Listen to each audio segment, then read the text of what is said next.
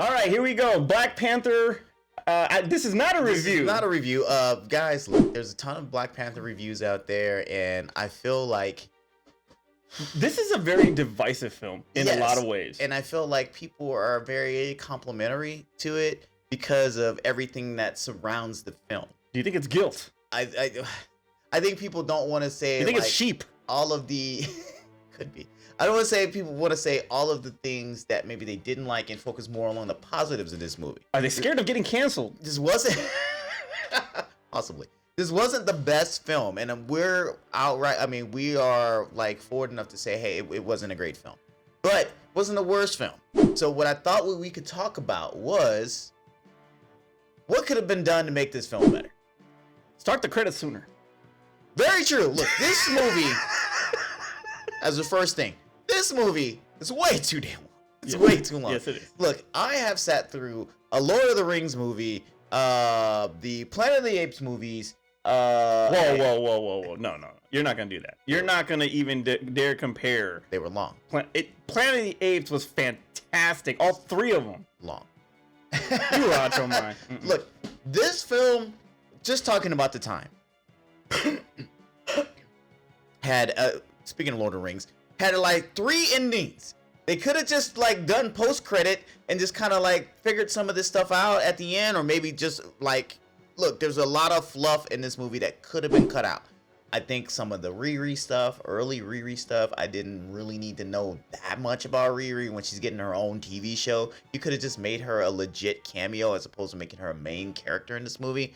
I liked all of the backstory of Namor and the Atlantis, Talo, or was the city's name? Because they had to rename it because they couldn't call it Atlantis. They can't. Yeah. Yeah. I love what they gave that and how he became and what his motivations were. I love how they dealt with the Chadwick Boseman issue and Shuri's journey to wanting to become Black Panther.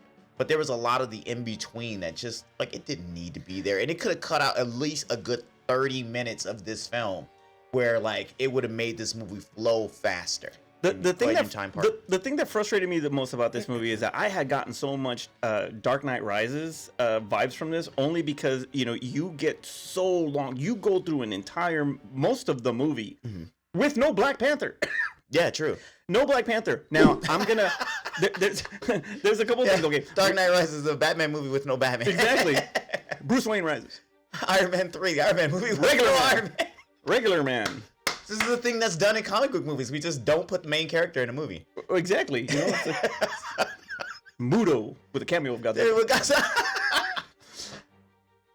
What this movie did right was the cultural representation as far as Latins and African Americans. I mean that was beautiful. I think the cultural representation is absolutely beautiful in this movie. It is beautifully shot. The cinematography on some of this is fantastic. A lot of these performances were borderline Oscar worthy. I mean, Angela Bassett's delivery on a lot of the scenes that she has are her taking control. Get her an Oscar nomination, at least as supporting actress, because she is phenomenal in this movie.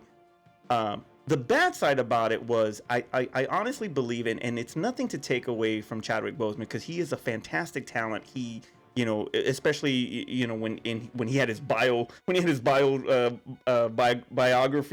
Little trend there where he was playing everybody. He was fantastic and all those, right? But no, he was a great talent, and obviously he's really missed. It was a shock when that happened, but to grieve so much, and I know that this movie is about grief. I know that this is a movie about overcoming the grief and moving forward. I know that, but it lingered too long. Okay. I thought that there was a little too much of that. I was okay with that because I didn't want them to feel like, hey, we're very sad that we lost T'Challa. Okay, cool. Let's throw a party. Let's move on. I didn't want to feel like they just moved on so quickly. So I was okay with the grief. 30 minutes, 45 minutes, I'll give you that. Okay. But it was almost an hour and a half. Well, the beginning had to address that. But it was just the extra endings didn't need to continue to address what was kind of go on. It was like I didn't need to know he had a secret love child. I didn't need to know. I felt like what they did in the beginning. Did you see Lupita Nyong'o in this? I mean, he probably would have had a secret. But I didn't need to know about it in this movie. Maybe we could have saved that for Black Panther 3. But anyway, it's like, so I didn't need to know a lot of the stuff. It's like, give me the beginning. That was very beautiful at the very beginning. I needed to see them cry and feel a loss. That was good. Yeah, even up to when they went to the United Nations, they felt that loss. I agree 100% with that. I just thought, like, the whole thing where, like, hey, we got to talk about Okoye, and her issues, and bringing in Riri. I really just didn't like the Riri character. It really didn't work out for me. I thought I was going to, and I really, because I like the character from the comic books. I just did not like him live action version of it. And it's like, I didn't need to see this whole, hey, we're gonna put together, we're gonna go put together a team. And it was like, it was Ocean 11 in it for a minute. So I didn't need to see all of that. I would have rather the whole movie stayed in Wakanda. Which kind of brings me to my next issue with this movie, and where I thought they could have done better, was keep the damn movie in Wakanda. And that's like, I really didn't like the final fight scene where, literally the scene before, he says, hey, in 7 days time, go bury your dead, grieve your losses, right? I will be back. It would have made more of an impact if he just showed back up. And I know they wanted to say he was subtle. Yeah. Karate Kid Part 2. Yeah, exactly. You see him, then you see me. So I know what they were trying to say was say like, hey, he came to our turf and basically came and destroyed things. We're going to take it to him on his own turf. I know what they were trying to say, but I think it would have been more impactful for the character Namor. And he was like, hey, I've given you your time. Now you need to make a decision, and then they stand and they fight for their country. Because remember, it's Wakanda forever, right? So we got to make sure that they do what they're supposed to do, is defend their homeland. That's literally their whole thing. I thought that this was also that final fight scene it looked like it was going to be a really intense climax, and it kind of fell flat in a lot of ways to me. Which is balancing on a boat. You might as well have just brought a regular boat. They scaled the thing like it was nothing. You just bring a regular boat. It just ended. There's no aircraft carriers in Wakanda. Right? You know, like helicarrier. They don't have a submarine in Wakanda. He's a damn Avenger. But you know, you don't have it just went. It like was a buildup that really didn't go anywhere, and then Shuri becoming, and you were talking about her and becoming Black Panther.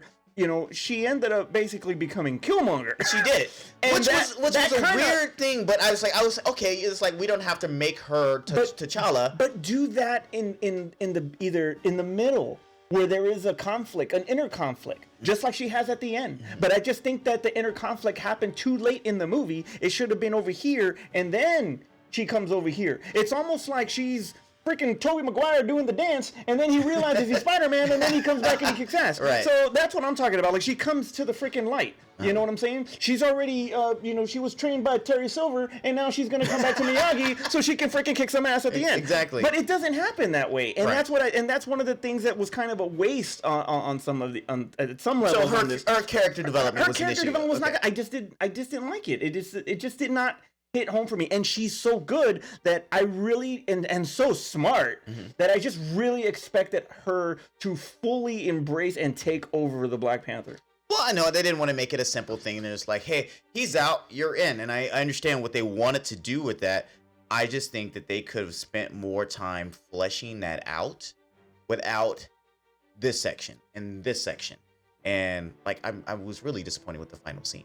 Like the final battle was just like, it was heavily CGI'd. You know, it's like it was Avatar. Yeah, it was Waterworld for me. You know, it's like, it was both. It was Avatar and Waterworld. I was waiting for Dennis Hopper to come out. So, and it was like, I was very disappointed with that final scene. Like I said, I literally, when they got to the battle in Wakanda, I was like, okay, cool. I've been waiting for this. This is what I've been waiting for. And then he walks away like victorious, and I was like, oh yeah.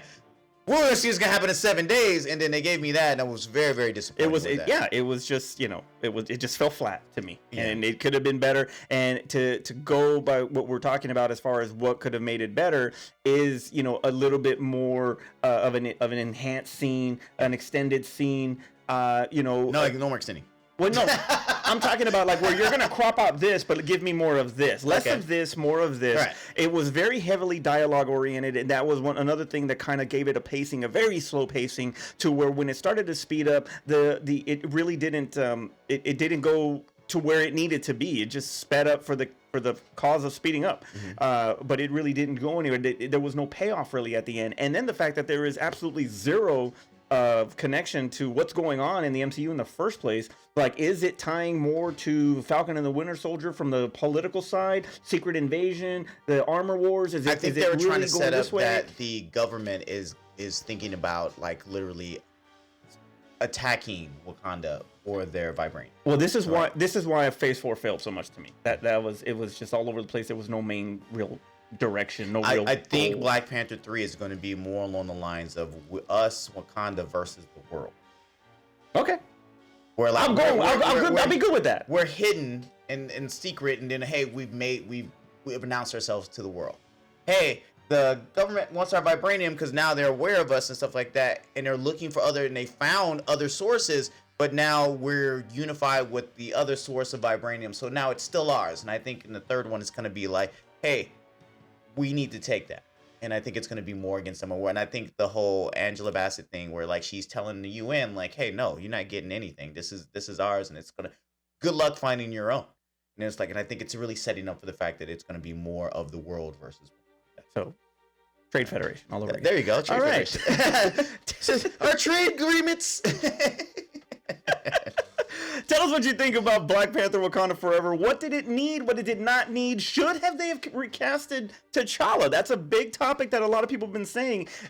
We were talking about I'm fine rolling Black Panther to somebody else. Don't recast. We were talking about Denzel's son, John David Washington, I believe his name is. Taking over. I mean, that would have been a great choice. That would have been an interesting choice, but I think people would not have liked that. I think it would. Okay. I don't think it would have been great for his career because people would have, like, looked at it badly. I know. He may have done a great job, but I don't think people would have kind of frowned on it. So, people are still upset about Terrence Howard and Don Cheadle, but it's all right. I want Terrence Howard back.